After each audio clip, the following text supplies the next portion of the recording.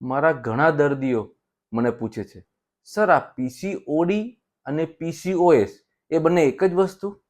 આ બે ગૂગલ કરીએ છીએ તો આ બંને વસ્તુ અમને બતાવે છે, તો આ બંને વચ્ચે ડિફરન્સ શું છે?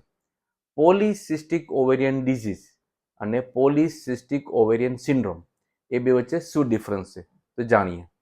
પીસીઓડી એટલે કે પોલિસિસ્ટિક ઓવેરિયન ડિઝીઝ એ પ્રકારની કન્ડિશન છે કે જેમાં ઓવરીઝમાં ઇમેચ્યોર એગ્સ છે એ આગળ મેચ્યોર થતા નથી, એ એરેસ્ટ લેવલે પહોંચે છે. તેને કારણે થતી પ્રોબ્લેમ જેમ કે irregular menstruation cycle, mild weight gain અને થોડાક હોર્મોનલ ચેન્જીસ વગેરેને કારણે દરેક સ્ત્રી કે લેડીઝમાં થતા હોય છે. એ લિમિટેડ ટુ અંડાશય કે ઓવરી સુધી હોય છે.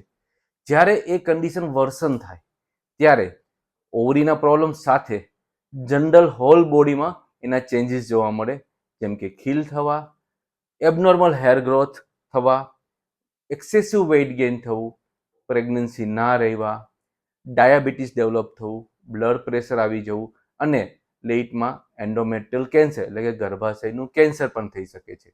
સો આ બંને ડિઝીઝ એ છે પીસીઓડીથી શરૂઆત થઈ અને જ્યારે જનરલ લેવલે હોલ બોડીને અફેક્ટ કરે તો એને પોલિસિસ્ટિક ઓવેરિયન સિન્ડ્રોમ કહેવાય છે. Thank you.